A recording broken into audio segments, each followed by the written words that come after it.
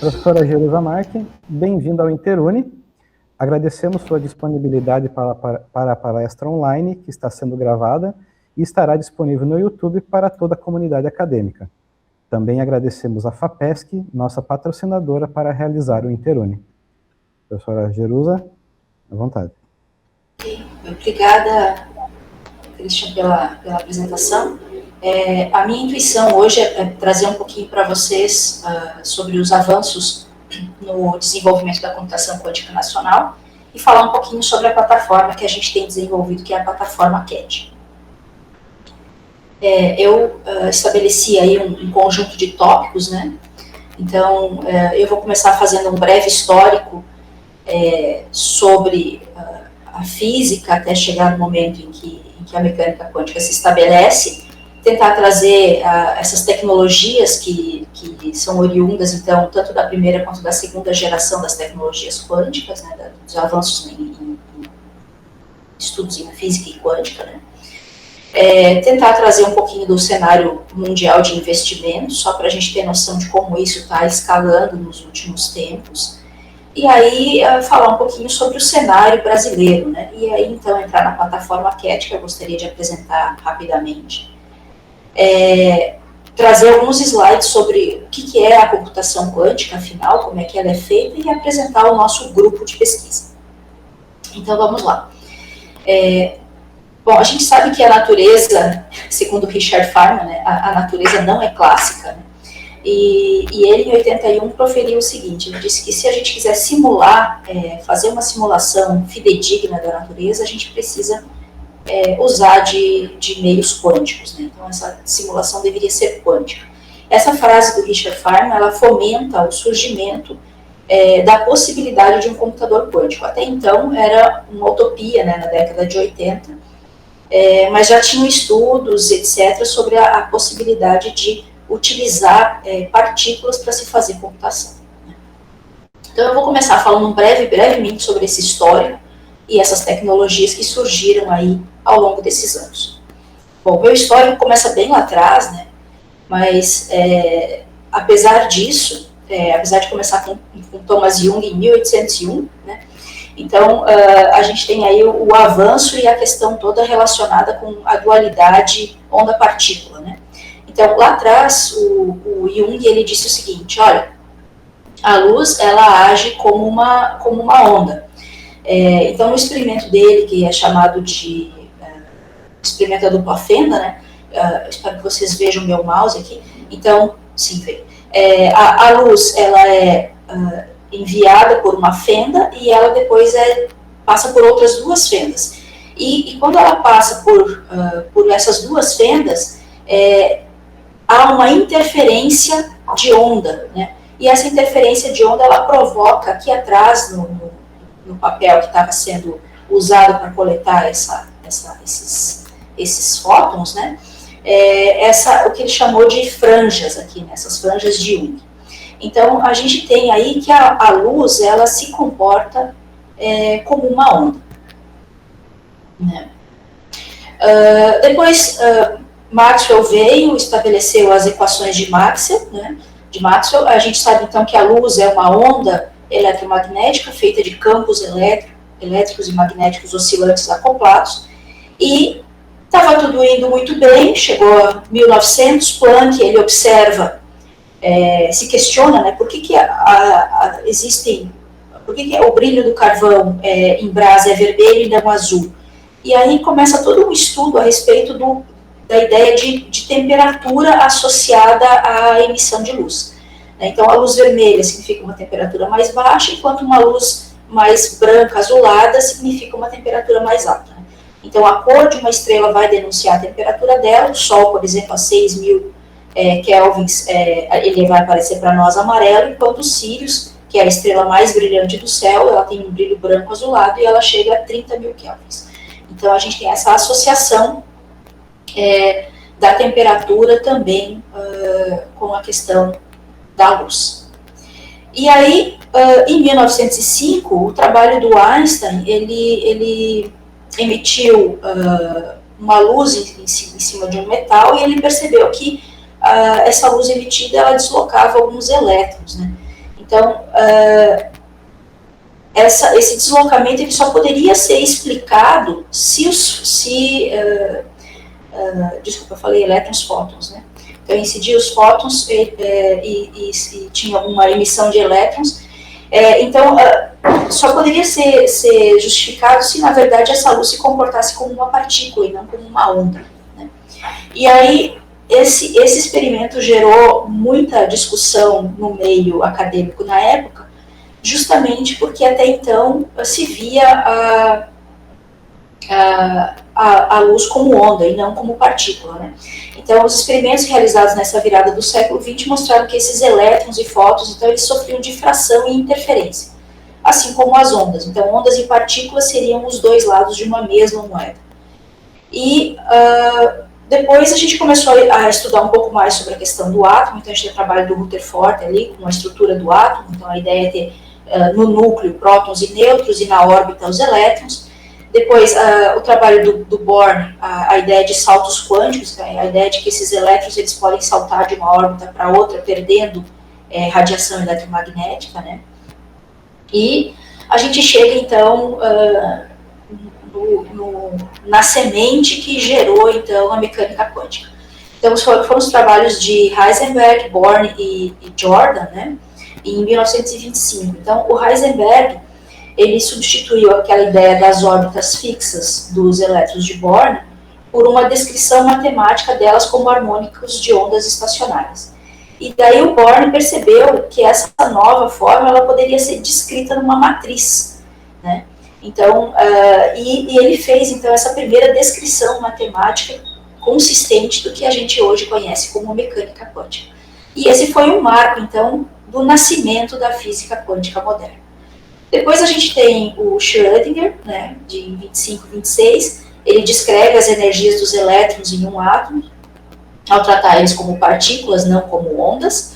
Então a gente vê de novo essa dualidade acontecendo, e essa equação, então, ela calcula a função de onda e descreve a probabilidade de um elétron estar em algum lugar em um dado momento. Então, das matrizes de Heisenberg e as funções de onda de Schrödinger, então, são equivalentes. Então, de novo, a ideia da dualidade onda-partícula. E aí, então, o Heisenberg, em 27, ele lança o princípio da incerteza, que diz o seguinte: quanto maior a precisão da posição determinada, menos preciso é o movimento linear naquele instante e vice-versa. Então, ao momento em que eu tentar observar uma partícula, ou eu tenho a posição mais precisa, ou eu tenho o movimento linear dela de forma mais precisa. Eu não consigo aferir os dois de forma precisa. Bom, como eu disse, em 25, o trabalho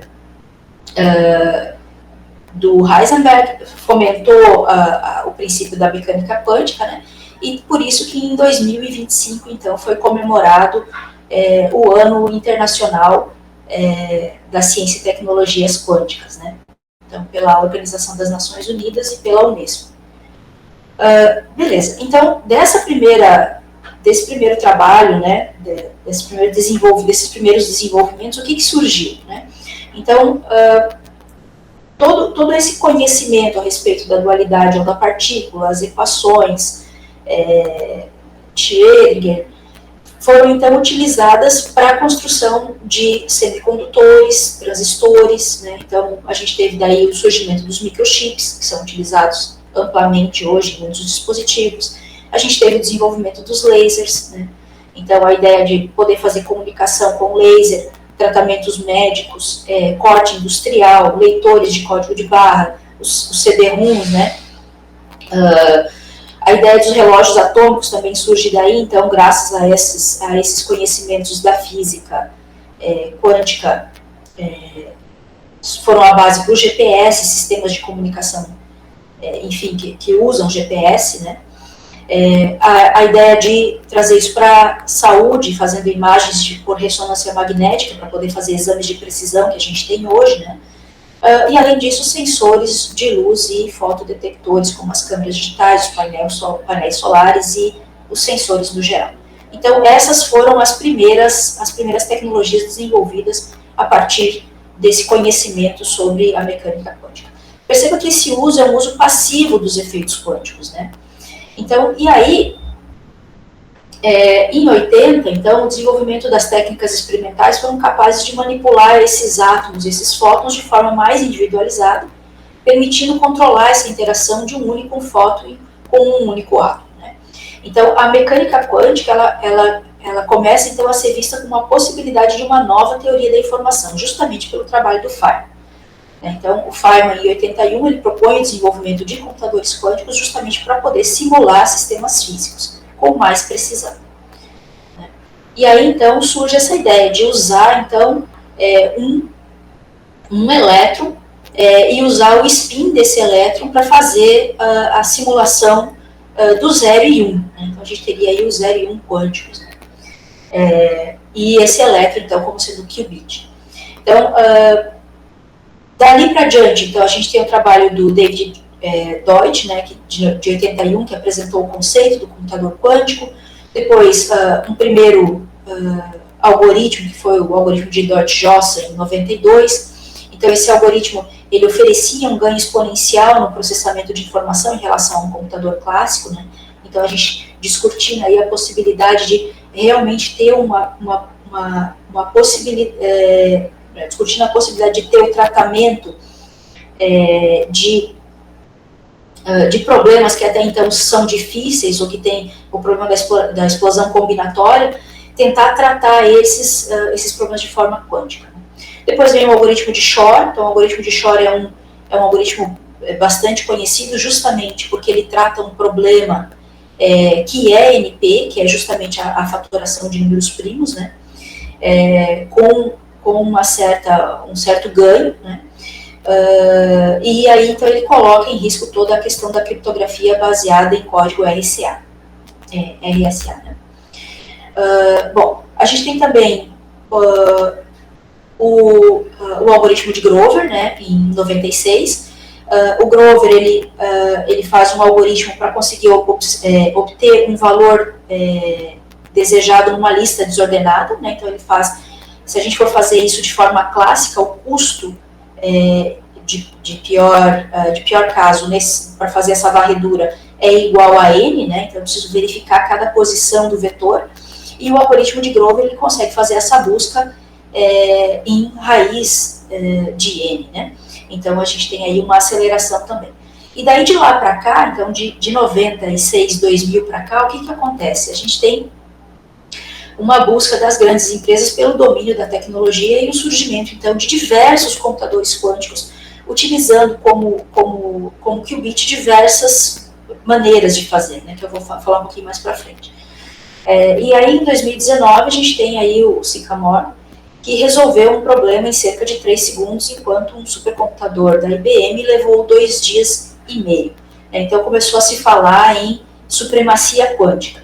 Então, hoje a gente prefere tratar o termo como vantagem quântica, justamente porque eu posso até acelerar o processo de computação, mas na hora de obter a medida, obter o resultado do algoritmo, eu acabo tendo um custo também que precisa ser somado a isso. Então, aqui eu tenho um roadmap. Então, aqui a gente tem, começa lá em 1900 e vem até 1980, desenvolvendo esses fundamentos teóricos da mecânica quântica. A partir de 81 até 85, a gente tem uma urgência em avançar esses desenvolvimentos, né, para poder fazer uso na prática desses conhecimentos.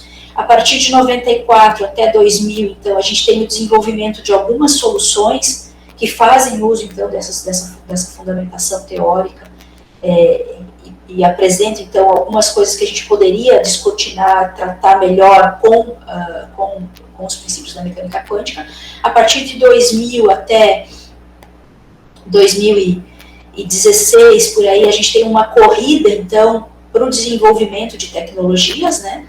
E agora, então, a partir de 2000, a gente pode dizer que o que a gente tem são esses avanços contínuos na expectativa de poder escalar esse hardware, né, colocando mais qubits e realmente ter uma plataforma para desenvolvimento de algoritmos quânticos com muitos qubits. Bom, e aí a gente tem, então, todos os resultados dessa segunda revolução quântica, né? Então, Aqui a gente passa a não fazer uso passivo, mas sim ativo dos efeitos quânticos de maneira controlada. Então a gente começa com o desenvolvimento dos computadores quânticos. Então isso para nós envolve tanto desenvolvimento de hardware quântico quanto de software para algoritmos, né, algoritmos quânticos que vão rodar nesses hardwares, e quanto em Inspired, enfim, né. A gente tem o desenvolvimento da comunicação quântica, então utilizar o princípio do emaranhamento para poder fazer transporte seguro de informação, né, com a ideia de distribuição de chaves quânticas, né. Eu já vou falar um pouquinho mais de emaranhamento também. A ideia de sensoriamento e metrologias quânticas, então utilizar da mecânica quântica, dos princípios da mecânica quântica para desenvolver sensores de alta precisão, para medir campos magnéticos, gravidade e tempo, né?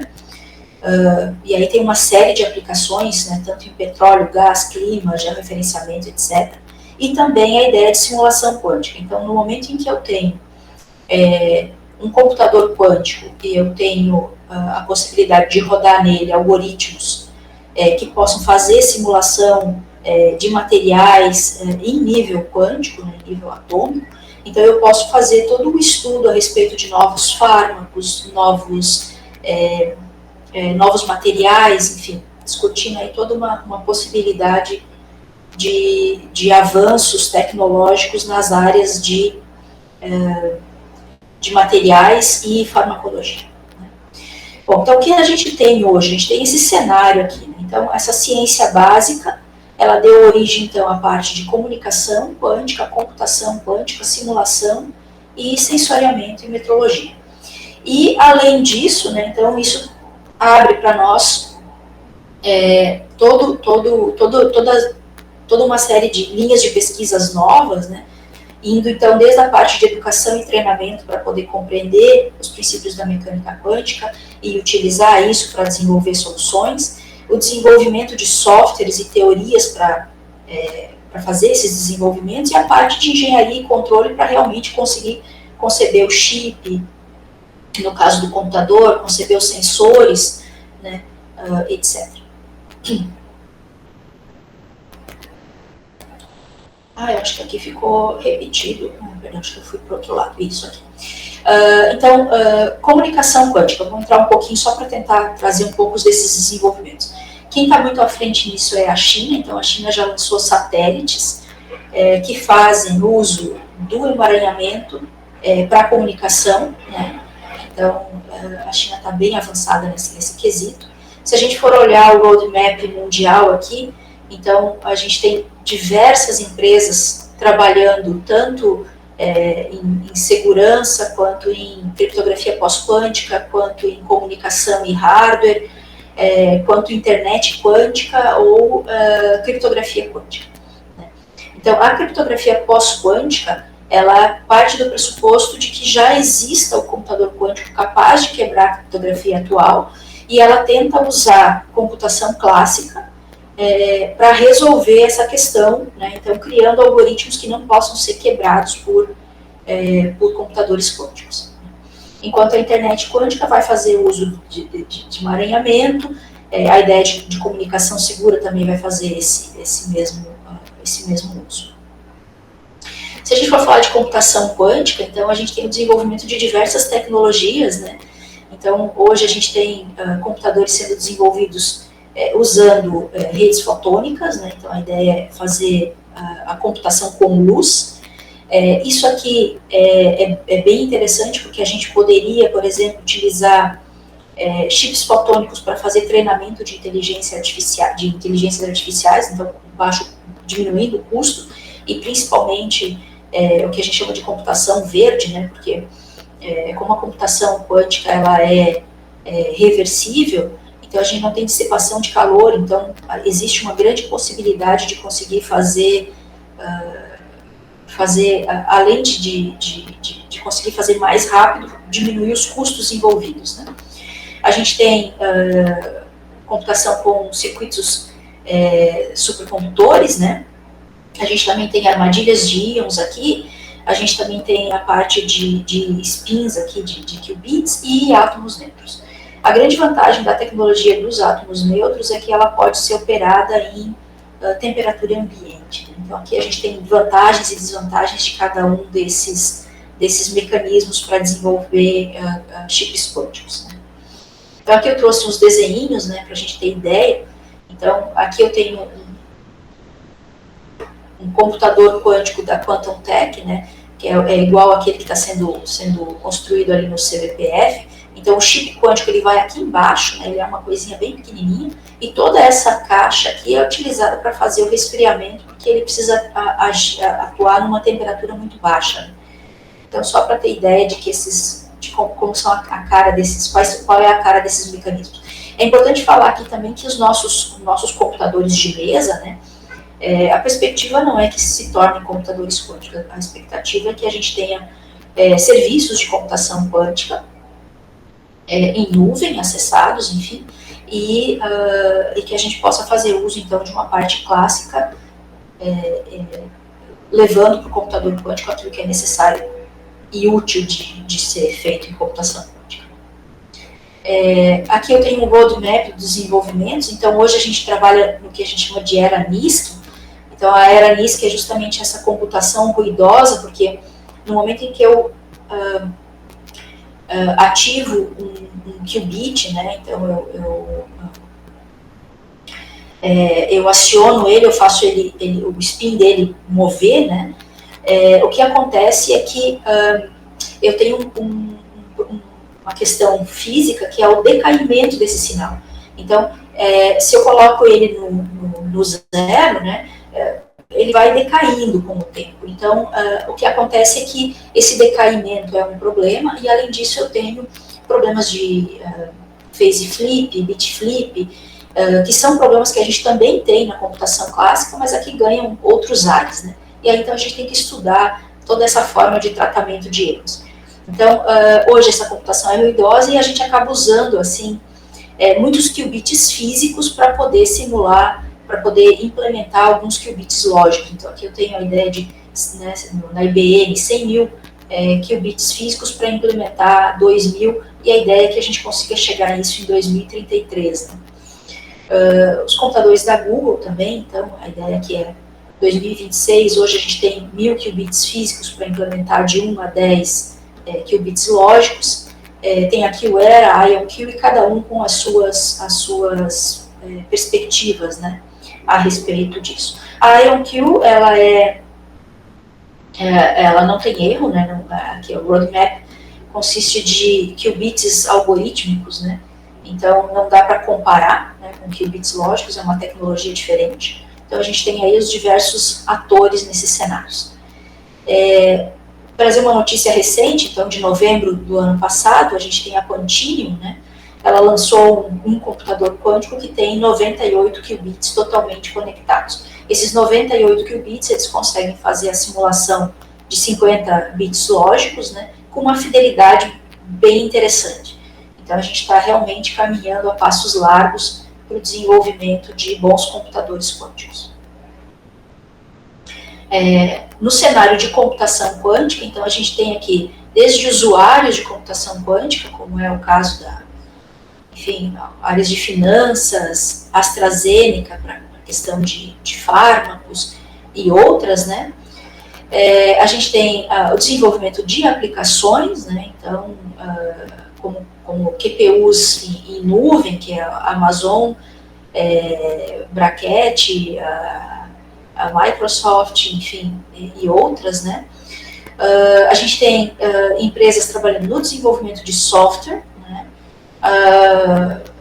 Como a Zapata, enfim. A gente tem o desenvolvimento de hardware, né? Então, hardware supercondutores aqui, a Rigetti, a IBM Qiskit, a Amazon Braket, a D-Wave, enfim, e outras. A gente tem aqui com íons aprisionados, átomos neutros, em silício, né, ainda, e computação fotônica, né, além de outros. E a parte de desenvolvimento de componentes de hardware, né, então mais uma série de empresas aí trabalhando com isso. Então, esse é um cenário bem interessante, né, que a gente vê que está crescendo. Em simulação quântica, né, então a AstraZeneca está investindo pesado nisso, justamente para poder fazer novos fármacos junto com a Amazon e a NVIDIA. Então, e também em sensores e metrologia, a expectativa é que a gente consiga desenvolver relógios atômicos com maior precisão ainda, sensores magnéticos. Então a gente poderia desenvolver novas tecnologias para conseguir fazer mapeamento de imagem do cérebro, por exemplo, para verificar doenças, tumores, etc. Tem o gravímetro, né, então também que a ideia é para fazer medições de coisas que estão abaixo da Terra, por exemplo, lençóis ou petróleo, enfim, e acelerômetros, né? Então a gente tem aí a questão de GPS, etc. Falando em GPS, aqui o futuro da navegação chegou, né? Então, a tecnologia quântica já vem sendo utilizada pela Airbus para fazer navegação sem GPS, né? Ele vai ser feito usando o magnetismo da Terra, né? Então é um tipo de navegação diferente que o sensor não está... o sensor é embarcado no próprio avião, não precisa fazer comunicação com o satélite. Tá. Aí eu gostaria de, então, agora trazer um pouquinho sobre o cenário mundial de investimentos quânticos, né? Bem rapidinho. Então, só mostrar aqui o mapeamento da QRECA. Então, a QRECA, em 2023, mapeou aqui esse cenário, então a gente pode dar uma olhada aqui. Aqui, nessa época, o Brasil... Então, em 2023, o Brasil ganhou 60 milhões de reais, né, mais ou menos 12 milhões de dólares, para implantar o Senai Cimatec. Né? Então, esse dinheiro é o dinheiro que foi encaminhado para o Senai Cimatec para fazer o primeiro centro de computação quântica nacional. Aí aqui a gente tem os Estados Unidos, né, aplicando... Cadê os Estados Unidos? Estados Unidos aqui aplicando 3,75 bilhões, Finlândia, Austrália, enfim, todos os países aqui aplicando alguns recursos em computação quântica. A China, 15 bilhões em 2023, né, vamos pegar os mais representativos. Aqui, esse esforço é o esforço de 2025, a gente vê que o Brasil já aumentou, né, então agora são 56,7 bilhões investidos aí. Desculpa, no Brasil aqui, perdão, são 420 bilhões de reais, 79 bilhões de dólares, né, e no global, então, são 56,7 bi. Então, aqui a gente tem os Estados Unidos com 7 bilhões, e a China, que ela passou, então, a 15,3 bilhões, né, então aumentou um pouquinho. A China tem mantido investimentos consistentes em computação quântica. Bom, qual é o cenário, então, de perspectivas a respeito desses desenvolvimentos, né? Então, aqui a gente traz um mapeamento da McKinsey, né? Então, a ideia é que de 2025 a 2030 a gente tenha agregado um valor médio para a parte de finanças, um valor econômico baixo, mas interessante na questão de gás e energia renovável, um pouquinho mais em química, né? Porque ainda é vermelhinho e azulzinho, né? Baixo e médio. É porque a gente ainda não tem a capacidade de processamento necessária para isso aqui escalar, para isso que a gente imagina que venha acontecer a partir do surgimento de computadores quânticos menos ruidosos e com mais qubits, né? Então a expectativa é que depois de 30 a 35, tanto a área de finanças, quanto as áreas de energia sustentável, química, transporte e logística e farmacêutica ganhem gás, né, além de alavancar todas as outras áreas, né, de área automotiva, aeroespacial e etc. Bom, e o Brasil, né? Então, o Brasil, como é que nós estamos nesse cenário de desenvolvimento das tecnologias quânticas? Então, o cenário está sendo ampliado, né? O Brasil está ampliando significativamente seus investimentos, seus esforços para fortalecer os laboratórios, para treinar profissionais para trabalhar na área de quântica, desenvolver tecnologias estratégicas e tentar buscar acompanhar essa corrida global e garantir a nossa soberania nesse setor. A parte que eu digo aqui, soberania, ela é extremamente importante, porque o que acontece, né? A gente vê que essas grandes empresas, vou usar o exemplo da IBM, né? Então a IBM, ela começou colocando computadores quânticos em nuvem para as pessoas acessarem de forma gratuita, e conforme a tecnologia foi avançando, alguns desses computadores começaram a ser fechados e pagos, né? Então tem fila de espera para fazer uso, hoje você compra minutos de computação nesses computadores. Então a expectativa é que, conforme as grandes empresas elas vão desenvolvendo a tecnologia, essa tecnologia ela vai ficando mais cara para quem não a dominar. Então a ideia é que a gente tenha aí várias frentes de desenvolvimento justamente para dominar as tecnologias, para não ficar refém dessas grandes empresas. Bom, como iniciativas, então, aqui a gente tem desde 2001 o INCT-IQ, que é o Instituto Nacional de Ciência e Tecnologia e Informação Quântica. Então, a primeira área que o Brasil investiu foi na ideia de informação quântica, justamente pensando, então, que a mecânica quântica poderia fomentar essa nova era da informação, né? Então, desde 2001, com o apoio do Instituto do Milênio, e depois recebeu aporte do INCT, propriamente dito, aí em 2009, né, renovou esse ano. Esse ano foi no ano passado, devia ter atualizado essa informação, então no ano passado foi atualizado, isso aqui foi renovado, e esse INCT ele tem aproximadamente 120 pesquisadores de 26 instituições. E um dos projetos mais importantes é justamente o projeto Rede Rio Quântica, que é um projeto de pesquisa em sensoriamento quântico e comunicação, né? Aqui está o feixe de laser que atravessa a Guanabara ali, né? Que liga aqui o CBPF à Universidade Federal Fluminense, né? Então, esse projeto Rede Rio Quântica é a primeira rede metropolitana experimental de comunicação quântica no Brasil. Ela conecta 5 instituições que envolve aí o CBPF, o FRJ, né, Federal do Rio de Janeiro, Federal Fluminense, a PUC e o INPE, né? Então a ideia é utilizar qubits transmitidos por fibra ótica em alguns enlaces e laser sobre a Baía de Guanabara. Então a ideia é desenvolver tecnologia para criptografia quântica e comunicação com chaves, né, chaves quânticas. Então, aqui o projeto ele foi criado em 22, né, pelo Ministério de Ciência, Tecnologia e Inovação, em parceria com a Softex, e ele integra, além das universidades, outras empresas, startups e outros centros de pesquisa nacionais nesse desenvolvimento desse ecossistema de computação quântica. A ideia também é formar recursos humanos, fazer pesquisa de ponta, né, e fomentar o surgimento de startups.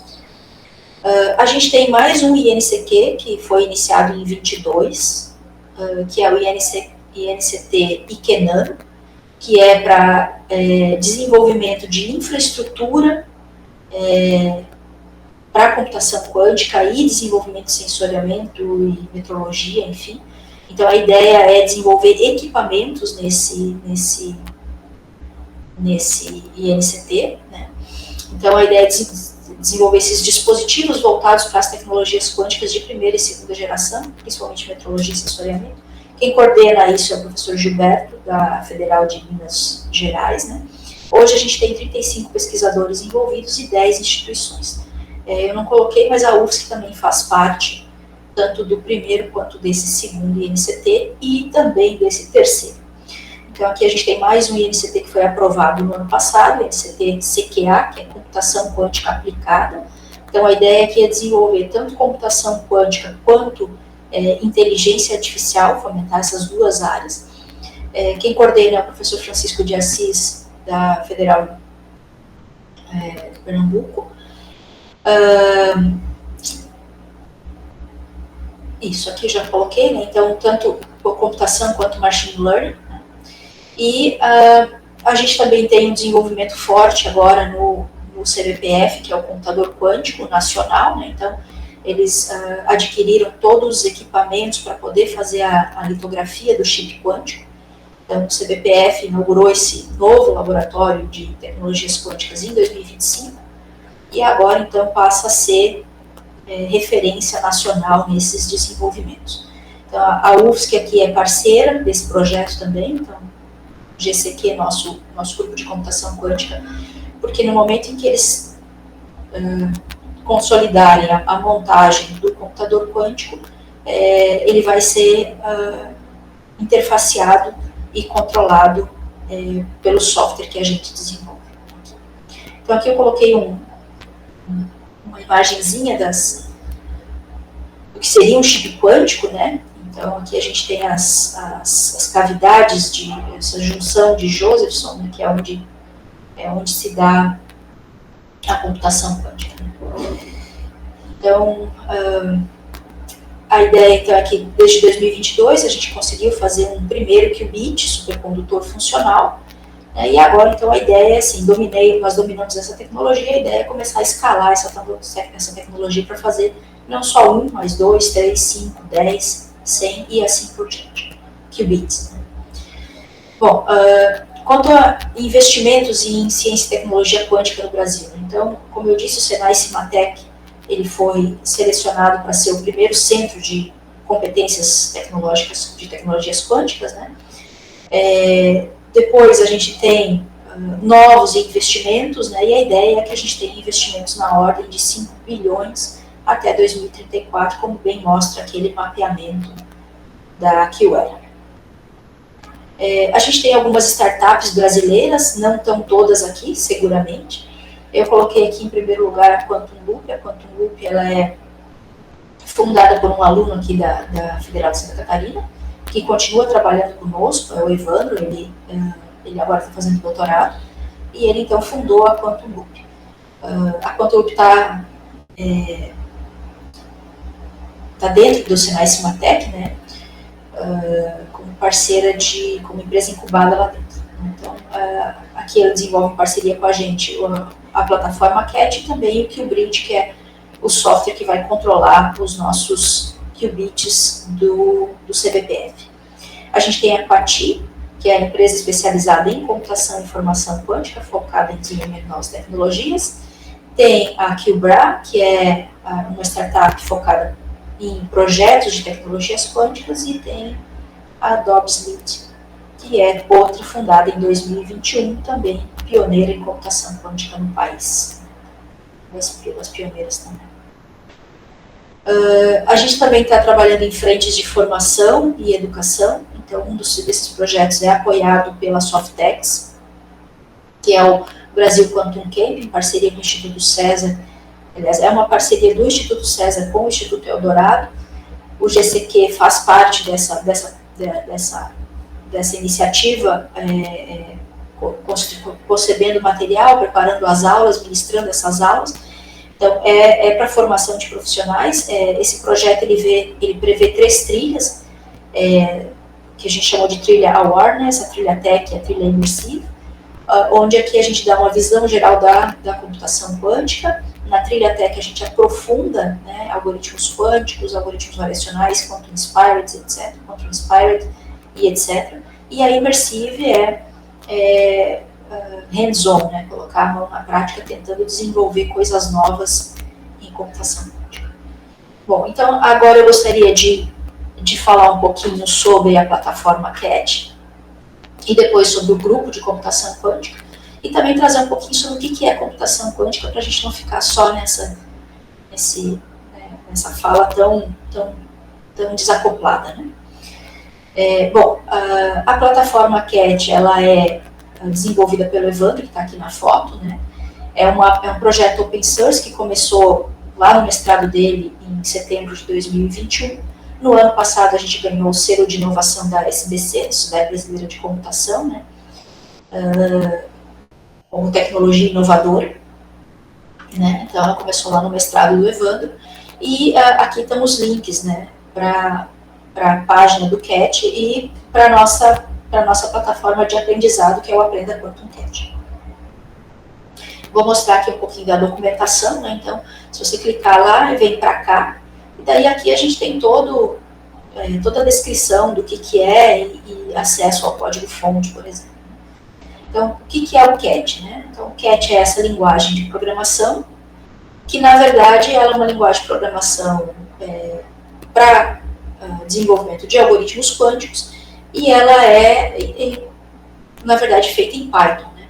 Então, a gente tem esse pacote aqui, que é o CAT, que é essa linguagem quântica embutida em Python, para fazer programação quântica de forma expressiva e eficiente. A gente tem tido realmente bons resultados em termos de expressividade. Né?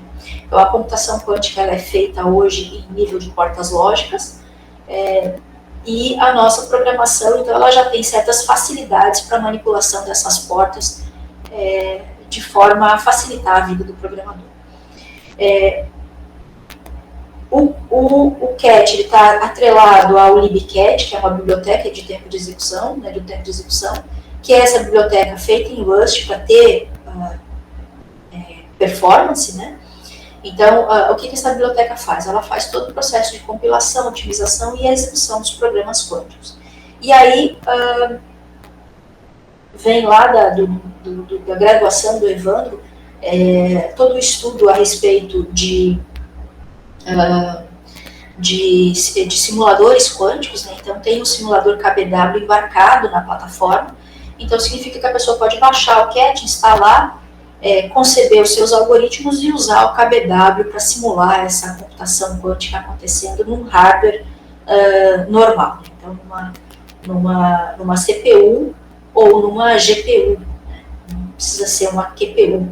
Mas a gente também desenvolveu essa interface para fazer uso de QPUs, já vou falar disso. Então, a visão geral é essa, né? Então a gente tem a linguagem CAT aqui, descreve o seu programa quântico aqui, o seu algoritmo quântico, vai para o libcat transforma isso em código, esse código é executado ou num computador ou num simulador, então esse código aqui é executado e as medidas então voltam para serem reutilizadas, enfim, por outros programas, né? A gente também tem investido na ideia de fazer esse interfaceamento do CAT com outras plataformas, então hoje a gente já consegue desenvolver código em CAT, rodar isso na IBM, e também consegue fazer isso na Amazon Braket.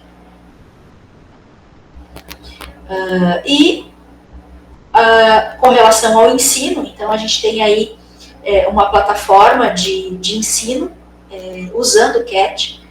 Então, essa plataforma a gente traz desde tutorial de Python, introdução a números complexos para computação quântica, álgebra linear, enfim, e aí vai avançando dentro da ideia de qubit, como é que se comporta um qubit, portas lógicas, circuitos quânticos, algoritmos quânticos, enfim, tem toda uma gama de informações para as pessoas que quiserem ou estudar, ou para, enfim, professores que queiram conceber uma disciplina, por exemplo, de computação quântica. Aqui eu tenho uma outra imagem da plataforma CAT, né? Então, lá em cima a gente tem a ideia das aplicações específicas, né? Então, sei lá, quero fazer estudos sobre logística, né? Então, quero desenvolver algoritmos quânticos para melhorar algum aspecto de logística. Então, eu vou desenvolver algum algoritmo quântico aqui. Esse algoritmo, ele vem para ser utilizado, usar bibliotecas específicas, enfim, né? A gente tem trabalhado na construção dessas bibliotecas, inclusive, tipo transformada de Fourier quântica, algoritmos variacionais, etc., já estão disponíveis no CAT. Então, aí eu faço uso, então, dessas bibliotecas de aplicações específicas para construir o meu código e depois isso desce, então, para ser transformado até chegar lá no computador quântico. Né? Então, o que é esse DC? É como se faz uma compilação de um código-fonte clássico, né? Então, eu tenho que transformar isso numa linguagem que o computador consiga entender. No caso da computação quântica, eu faço a programação usando certas portas, e essas portas, às vezes, são combinações de outras portas. Então, eu preciso decompor para obter as portas originais, né, digamos assim. Depois, eu preciso fazer otimização também. Então, eu preciso verificar que subcircuitos ali eu posso otimizar de forma a gastar menos profundidade de circuito, fazer a computação ficar mais enxuta. Depois eu preciso fazer mapeamento, né, desses qubits, enfim, para portas nativas, né, então aqui mapeamento de qubits físicos e lógicos, então eu preciso fazer esse mapeamento. Depois eu preciso transcrever isso para as portas nativas do computador. Então, eventualmente, o computador ele é um computador universal, né, computador quântico universal, mas ele tem um subconjunto de portas, então eu preciso converter as portas que eu uso para aquelas portas, e aí depois usar a ideia de pulso, né, de micro-ondas aí para fazer a ativação, então, lá dentro do qubit e fazer a computação acontecer. E aí tudo isso, então, lá dentro do computador quântico, do chip quântico. Então, para não deixar assim tão etérico, né, vamos falar um pouquinho só, eu vou me alongar um pouquinho mais, mas a ideia é trazer um pouquinho do que é a computação quântica. Né? Então, a computação quântica, a ideia é usar princípios da mecânica quântica, né, que são os 4 postulados da mecânica quântica, para realizar a computação. Então, quais são esses princípios? Superposição, entrelaçamento, interferência e medida. Para falar desses princípios, eu não vou entrar nos postulados da mecânica quântica, então aqui eu só vou trazer a ideia geral. Então, para falar sobre esses princípios, a gente precisa entender o que é o qubit.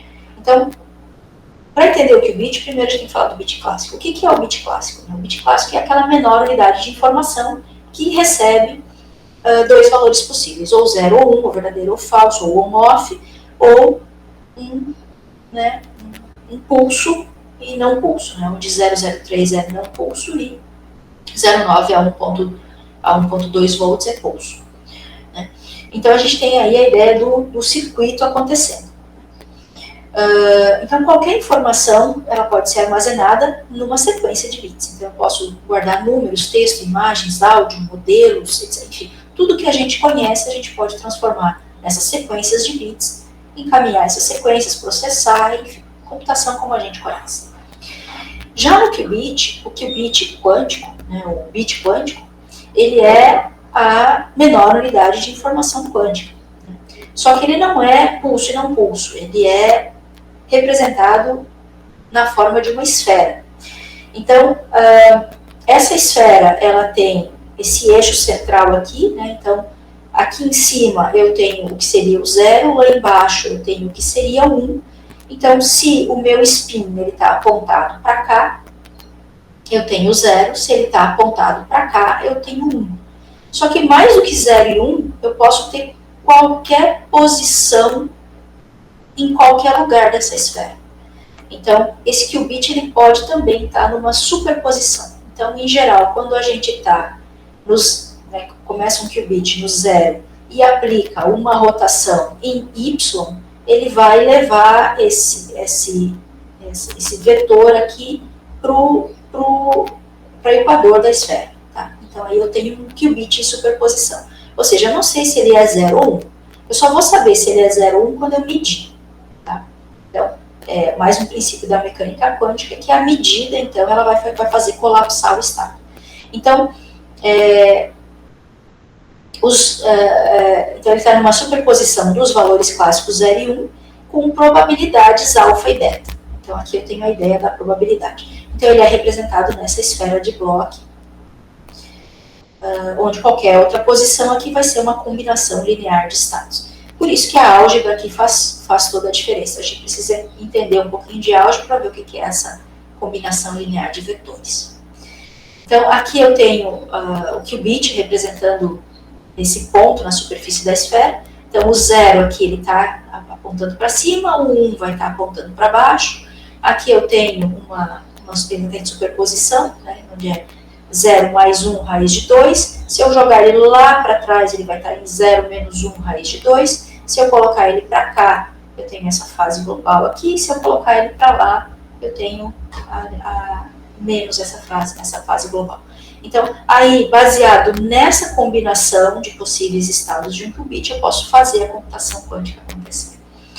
Então, no bit clássico, a gente tem a possibilidade de ou ele está em 0 ou ele está em 1. Na computação quântica, um qubit, como ele pode estar em 0 e 1 ao mesmo tempo, então eu posso ter uma combinação. Então, se eu tiver aqui 3 bits quânticos, né, qubits, então esses meus 3, eles estão representando, na verdade, não só uma possibilidade, mas 8 possibilidades. Ou seja, para n qubits, eu tenho 2 elevado a n possibilidades de representação de informação. Então, isso significa que eu tenho uma capacidade exponencial de memória. Então, aqui eu tenho número de bytes aqui, uma escala logarítmica, e conforme eu vou aumentando a quantidade de qubits, eu tenho a possibilidade de representar, então, 2 na 48 possíveis informações. O que é o entrelaçamento, né?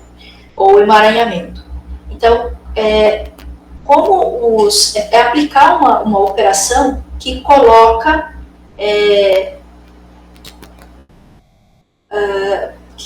os meus qubits de uma maneira que eu não consigo mais desacoplar eles, eu não consigo mais olhar eles em separado. Tá? Eles ficam descritos como uma mesma coisa.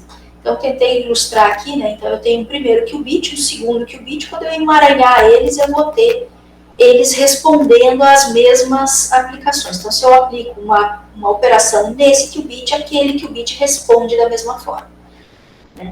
E isso é extremamente útil na ideia de comunicação e teletransporte. Né? Então, tem o experimento da Alice e do Bob, né? Onde a Alice emaranha um qubit, depois ela manda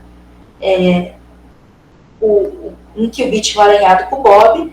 No momento em que ela faz ela modifica esse aqui e vai modificar o do Bob. No momento em que ela medir, né, no momento que o Bob medir, vai colapsar os dois. Então, esse tipo de comunicação ele é impossível de ser espionada, digamos assim. Né? E aí, então, isso seria uma das grandes possibilidades em criptografia quântica e comunicação quântica. E a ideia de que uma medição de um qubit vai determinar instantaneamente o estado de outro qubit. Isso aqui já foi muito discutido, né? Einstein discutia muito essa questão, mas eu não vou entrar nesses detalhes aqui. O que é a medida? Então, a medida é justamente obter essa informação do qubit. Então, na verdade, vamos pensar em um qubit só, né? Então, um qubit ele é representado por um vetor, e aplicar uma porta lógica no qubit significa multiplicar esse vetor por uma matriz. E aí ele vai navegar aqui dentro da esfera de Bohr em algum estado. Né? O que vai acontecer? Então, eventualmente, esse vetor aqui, ele vai estar numa situação em que não é nem o 0 nem o 1, mas no momento que eu fizer a medida, eu vou ter o colapso desse estado ou para 0 ou para 1, dependendo para 0 ou para 1, dependendo aonde ele está. Por exemplo, aqui ele vai estar mais próximo de 0.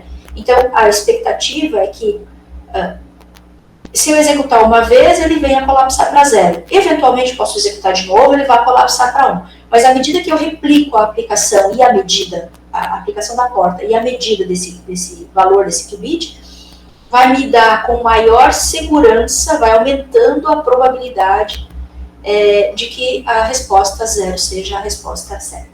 Então, aqui, o resultado é uma medida clássica, ou 0, 1, e o qubit em superposição, então a probabilidade de medir o 0, 1 vai depender de quão perto ele está daquele estado clássico. Então, aqui eu tenho a representação dele, eu tenho a probabilidade de alfa ao quadrado de ele medir 0 e a probabilidade de beta ao quadrado dele medir 1.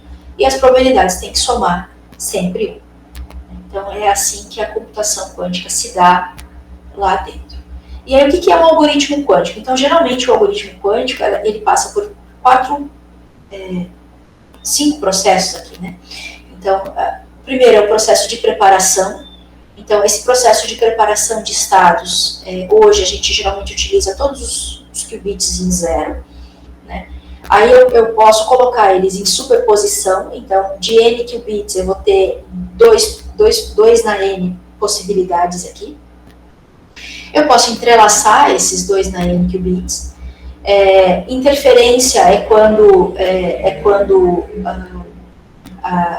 naquela ideia de interferência de onda, né? Então, ou elas se anulam ou elas se somam, né?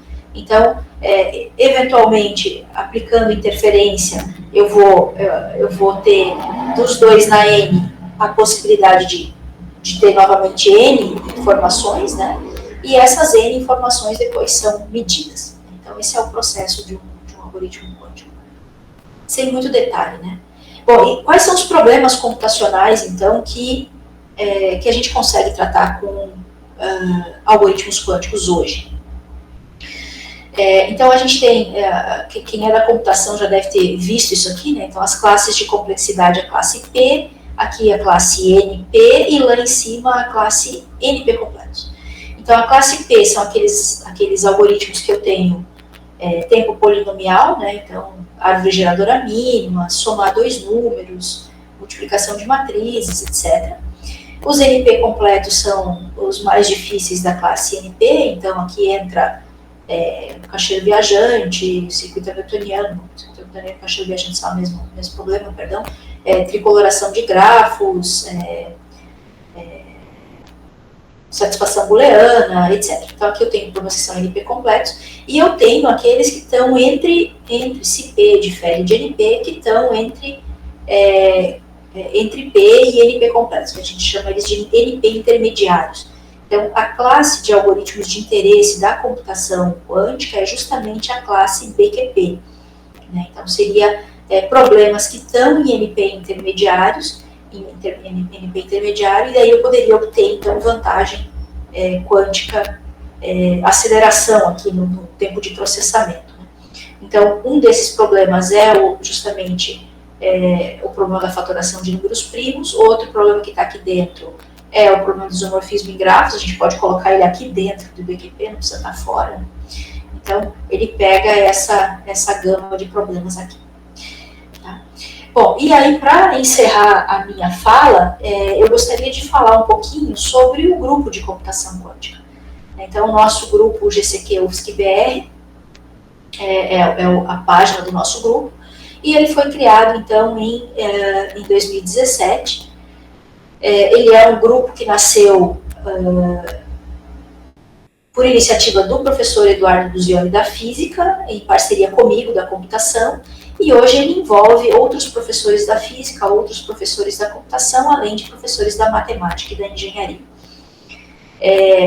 A ideia do grupo começou com a ideia de fazer um grupo de estudos. Esse grupo de estudos avançou. Então, hoje a gente tem as 3 frentes. A gente faz ensino, pesquisa e extensão dentro do grupo. Então, ensino, a gente tem disciplinas de introdução à computação quântica, que são ministradas para as nossas engenharias, computação e física. A gente faz pesquisa, desenvolvimento da plataforma CAT, desenvolvimento de algoritmos quânticos, machine learning quântico e outros. E a gente faz extensão, então, quando a gente faz essas parcerias, por exemplo, no caso da Brasil Quantum Camp. Nós fazemos parte dos 13 INCTs citados anteriormente, então hoje a gente tem diversas atuações nesses diversos INCTs, com diversos projetos em paralelo, e o nosso desenvolvimento da plataforma CAT é financiado, então, pela FAPESC, um projeto FAPESC Universal. O grupo, então, aqui eu trouxe umas figurinhas, né? Então, de professores, nós somos 6 professores hoje. Eu aqui da computação, o professor Eduardo Buzioni da física, o professor Rafael de Santiago aqui da computação, Pedro Belling aqui da computação, o professor Hector da engenharia e o professor Vladimir da matemática. Nós temos hoje, então, 5 estudantes de doutorado, dentre eles o Evandro, que é o mentor da plataforma CAT. Temos o César, que trabalha com machine learning quântico, o Eduardo, que trabalha com a ideia de pulso e acionamento dos qubits em baixo nível, Temos o José, que trabalha também com algoritmos quânticos, VQE, se eu não me engano, e a Letícia, que trabalha também com algoritmos quânticos, especificamente com o Falcon. Temos o mestrando, Vinícius, que também trabalha desenvolvendo algoritmos quânticos, machine learning, enfim. E aqui a gente tem a equipe do desenvolvimento do CAT, né? Então a gente tem o Bruno, o Caio, o César também trabalha com algoritmos no desenvolvimento do CAT, o Gabriel, o Juan, o outro Gabriel, o Gustavo, o Igor, o João, o Caleb. O Caleb é da UFSC de Araranguá, trabalha em parceria com a gente.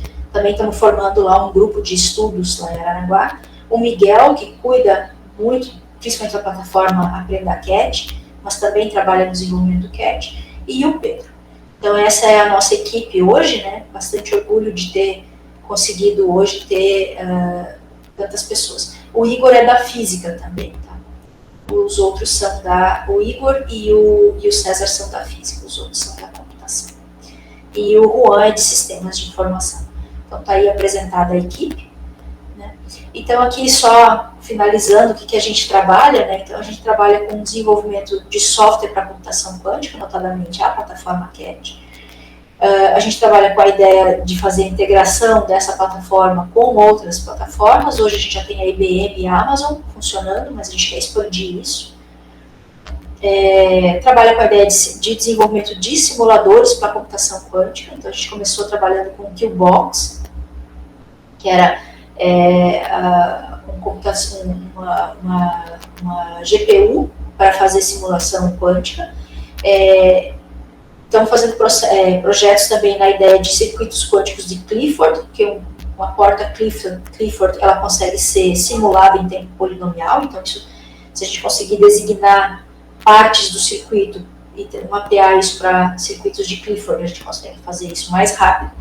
E também a ideia de simulação de hamiltonianos, que é uma coisa específica ali da descrição dos algoritmos, né?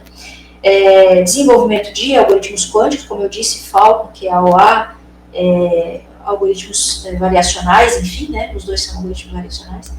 Para problemas de otimização, a gente também trabalha com redes neurais quânticas, algoritmos para solução de equações diferenciais, e trabalha na ideia de controle de pulsos e minimização de erros, principalmente com o trabalho do doutorado do Eduardo Lucci.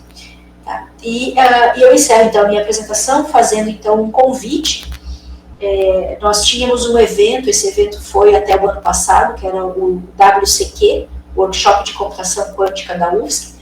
Nós executamos ele durante 8 anos. Ano passado a gente fez uma parceria com outro evento que também tinha 8 anos de idade, que era o WEICQ, Workshop Escola, WECIQ, Workshop Escola de Computação e Informação Quântica. Então nós juntamos esses dois eventos aqui em Florianópolis no ano passado, e dessa junção nasceu então o CBCTQ, que é o Congresso Brasileiro de Ciências e Tecnologias Quânticas. Então esse ano, esse evento ele ganha um caráter nacional, e ele vai acontecer então em Niterói, e eu convido todos a mergulharem nesse mundo e conhecer um pouquinho mais de computação quântica, sensoriamento, comunicação, etc., participando então desse evento. Então, a minha apresentação era essa, agradeço a oportunidade de estar com vocês aqui. Infelizmente não teremos perguntas, porque é só a gravação, né? Mas eu fico à disposição por e-mail para quem quiser falar comigo, enfim. Podem também acessar os links dessa apresentação, e fico à disposição, então, para comunicações posteriores. Agradeço, então, eu repasso a palavra novamente para os nossos mentores do evento.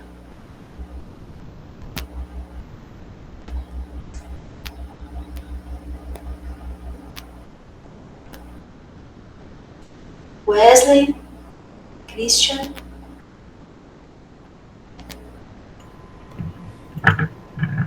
Olá, professora Jerusa. Olá. agradecer a apresentação, muito interessante. Eu não sabia desse aspecto do programa PGCC, do aspecto da pesquisa em computação quântica, né?